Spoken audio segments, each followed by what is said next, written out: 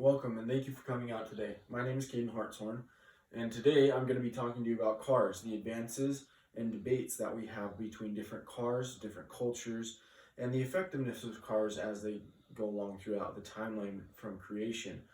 As we know, there were many cars, and there's many car companies now.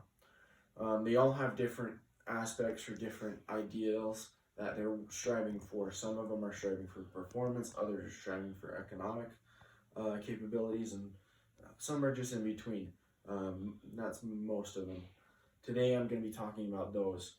I'm going to be talking about three specific categories: old cars, new cars, and advancements in cars that are coming out.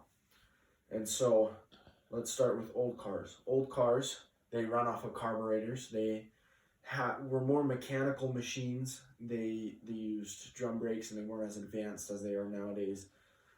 They used carburetors, and that's how you actually tune the car to get the optimal performance, whether you wanted more gas mileage or more power. It was all based on how you tune the carburetor. Another reason why people loved these is they were the people's vehicle that you can drive anywhere and you can feel the enjoyment of driving. It was friendly. It was a family moment where you go out on a drive, go out through the countryside, and it was the iconic American car. And they weren't very economic. Most of them got from 11, as low as 7 to about possible 15 miles per gallon. And these were not very fuel efficient cars. They were muscle cars. They were big. They were bulky blocks. And they were bulky cars. They used all metal and not really any carbon fiber or aluminum or plastics that we use today. These are today's cars. They have a very different appearance, very different look, and very different goal that they're trying to strive for. Many of them are trying to strive for economics and being able to be economically stable for the environment. Most of these get up to 21 miles per gallon, if not more. Some get 32, some get 40. Nowadays, they're increasingly getting progressively smarter and smarter with the technology in the engines to be able to make these cars go farther on less gas. And many of these cars, once you fill up their gas tanks, it takes about 400 miles for them to be depleted, and you need to fill them up. They're very small, compact, and efficient in their look, in their style, and everything else. How you tune these cars is, for those who are into car culture, many of them, you tune them by putting them on what we call a dyno, the best way to put it. And what you do is you run the diagnostics, and it's all computer generated. And it'll see the peak performance and the peak performance levels, and you can tweak that and make it wherever you want it, whether you want it to go fast right off the gate or whether you want to dull it back to make it faster over a long period of time. So these are how these cars are tuned if you were to alter the engines or do anything to them. Lastly, there are new cars coming out. These are electronic cars. These are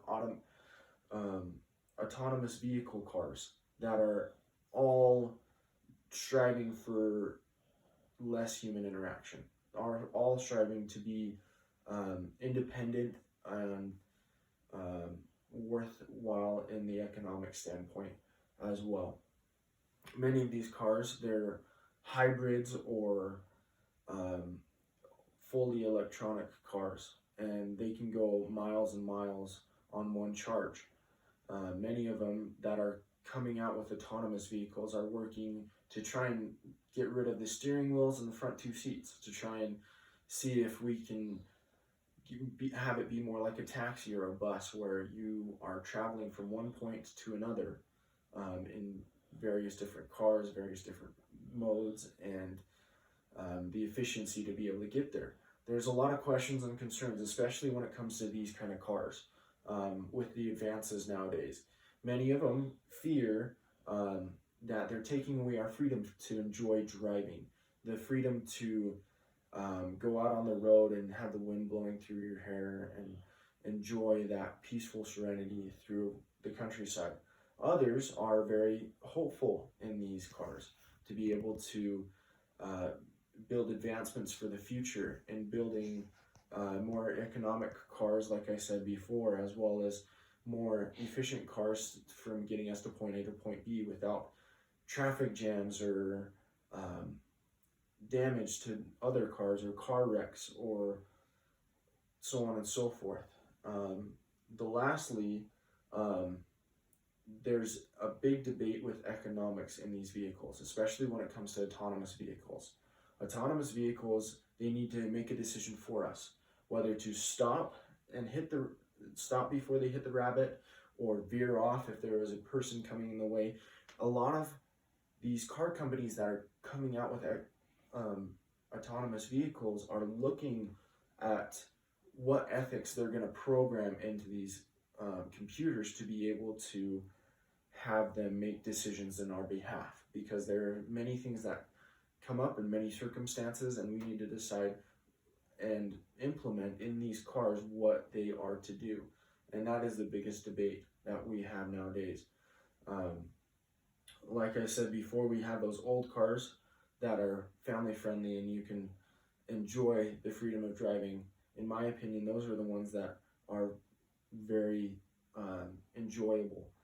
They may not be as fuel efficient as the recent cars are nowadays, or as advanced as the futuristic cars, but there is something to be said about driving and how we do it. And I appreciate you guys for listening to me. In conclusion, I consider you to think about these questions. Consider you to think about what you would do in these circumstances. And thank you. Have a great evening.